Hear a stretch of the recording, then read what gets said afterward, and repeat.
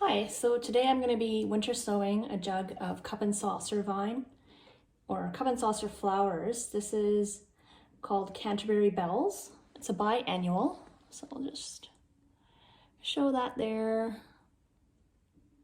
Nice colors, and it's a biennial, but if you look at the back, you can see it says that you can sow indoors in February and March, and we're just at March 1st today. So what I'm going to do is actually winter sow this and then transplant it outside. So if you sow this early enough, you might be able to get flowers the first year. So that's what I'm hoping for. So it says sow indoors 6 to 8 weeks before the final spring frost. And what I'm actually going to do is do winter sowing. So it requires light to germinate. So you just leave it on top of the soil and press gently in and keep it moist. And then you can transplant into your garden. It does say to pre-chill the seeds for 2 weeks before seeding. I've had these in the fridge, but what I'm going to do is, since I'm going to put them outside for winter sowing, I think they'll get enough chill out there.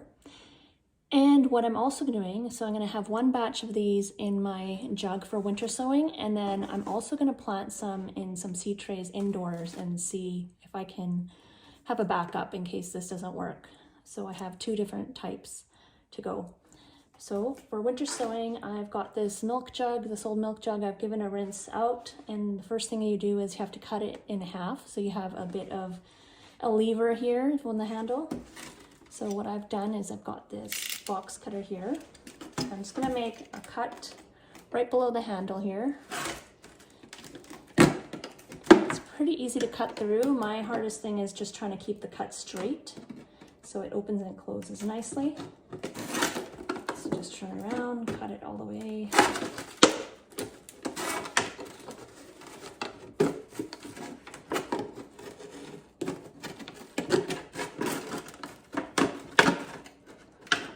And you don't want to cut above the handle, you want to make sure you cut below the handle.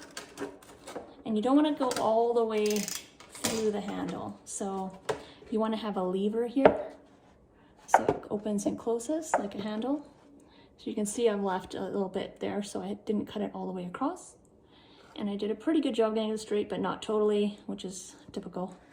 So now you've got a reservoir. It's about this deep for your soil. So you got lots of room for soil.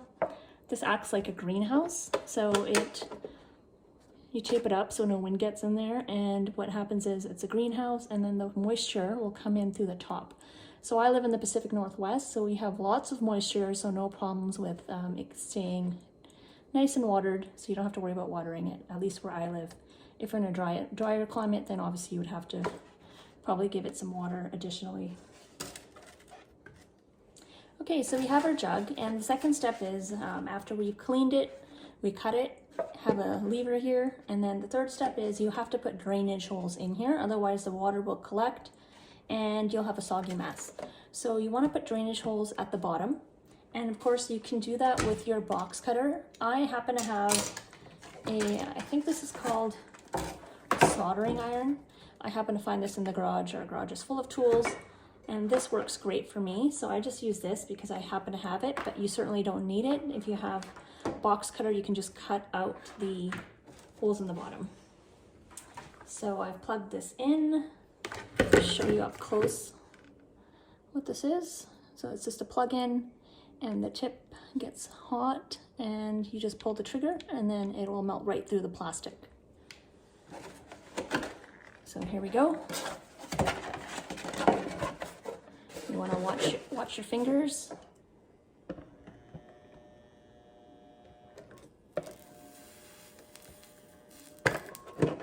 There's one hole, 2, 3, 4. So you can see the holes are a little bit small, so I usually put a few extra holes just because they're small.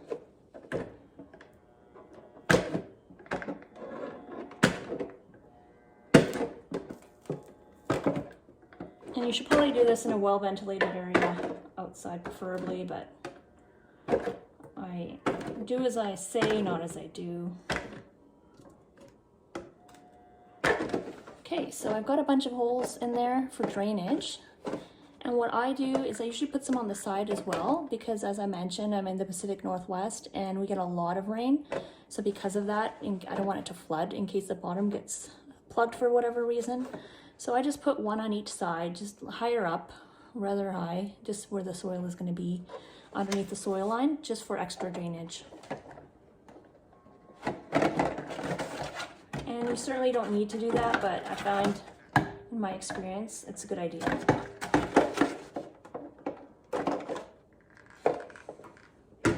Okay, so I've got the holes on the side as well as the bottom.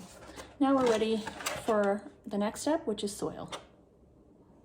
All right, so I've filled it up with soil. This is an outdoor soil mix. It's very light, but specifically designed for outdoors. You could probably use an indoor potting mix and it won't make a difference. I'm sure it's fine. You don't have to be too picky about that. I wouldn't use soil from outside, from the garden, but any kind of potting soil is good. So now you can see there's a little tiny packet of seeds inside, which shows you, and usually when they have this little interior pocket, means the seeds are super tiny. So you have to be very careful getting these out.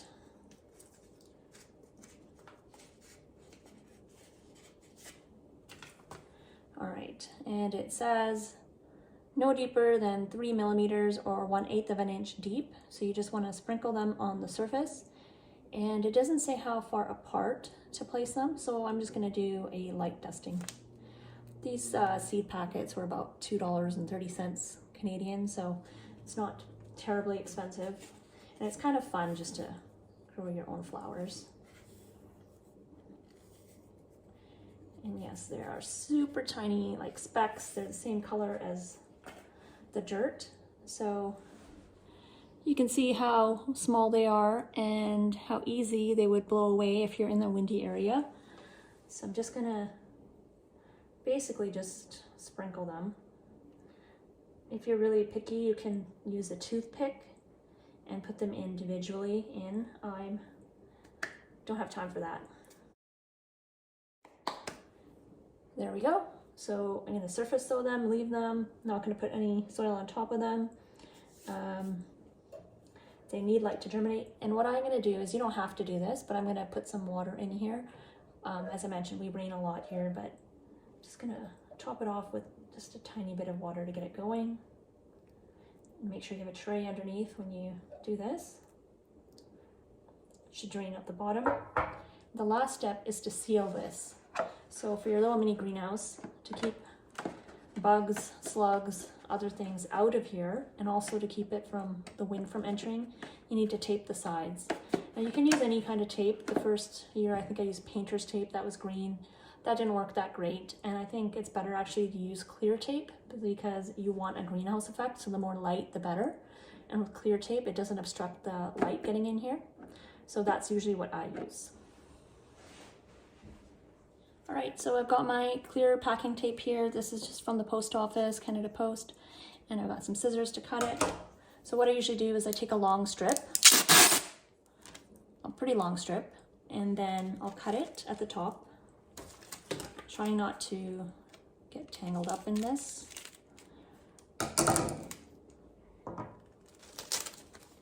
And with that long strip, so I usually pick one side.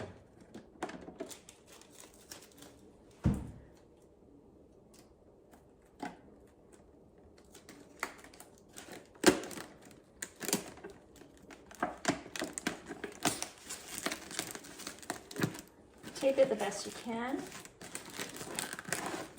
Now that didn't go all the way around, so I'm going to take another piece. Usually, you know, you could do this in 2 or 3 pieces.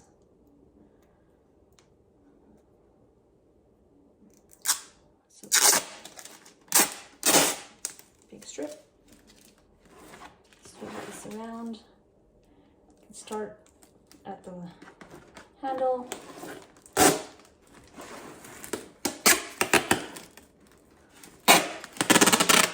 Work your way around.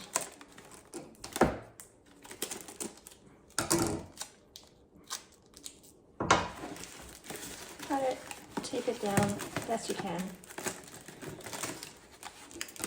Okay.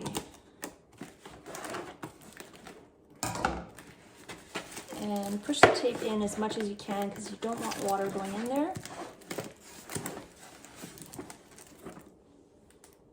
And now I've made this popsicle stick with the name of the item on both sides. And I should have actually put this in before I taped it, but I forgot. So I'm just gonna drop it in on the side best I can, not a big deal.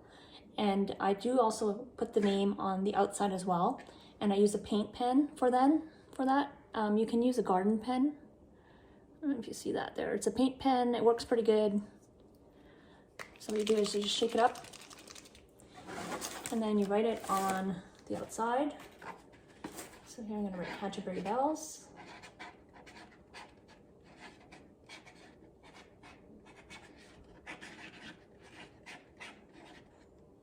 You want to let that dry before you put it outside because you don't want it to wash away. But that is, and you know, the first time I did this, I was like, I'll remember. I don't need to put a name on there. I'm going to remember. Trust me, you will not remember. It doesn't matter if you're just doing one or two, you will not remember. So make sure you do not skip this step and make sure you use something that will not wash away. So if you use a regular Sharpie, that will wash away. So I recommend you get either a garden marker or a painter's pen. That's worked for me. I have a garden marker. I just, of course, can't find it when I need it. So the painter's pen works fine as well. You can get that in any craft store or on Amazon. So this is ready to go outside now. So that's the next step, is you want to put it somewhere where it's going to get rained on and sunlight. So you don't want to put it somewhere where there's an overhang, where there's no moisture getting in the top. You need the moisture. So I recommend you put it somewhere where you can get bright light and moisture inside. So here we go outside. This is where I've placed my Canterbury Bells that I just did. And I wanted to show you, I've also done one larkspur previously, and that's another cold, loving flower. So that'll probably be a good choice for winter sowing. And then this container I've also tried, and that also has Canterbury Bells in it. So this is just another container. I put lots of holes in the top for moisture and also at the bottom for drainage. So I'm trying that to see how it works, but these are kind of the fail-safe. They probably will work really well. This one I'm not so sure, but I have a good feeling that will probably work as well. The only thing is the height isn't that much, so when you do get seedlings, you don't want them touching the roof, so it can't grow too tall before you have to move them. So that's the one downside of using a container like this, whereas this, it can get pretty tall before you have to change it. And you can see in my last one, the moisture's getting in the tape, but it should be fine. So those are my winter sowing. I'm not going to do a lot this year, just those few, and I'm gonna just try them for fun, see how they turn out. I do find it's fun, but I don't like doing a ton of them. I'd rather just buy the actual plants, but it always is fun in late January, early March to do this, just to get outside and get our green thumb going. And I've got it out on the deck, so you know it's a little bit protected. It'll get moisture, it'll get sun, so it's a good place to put it.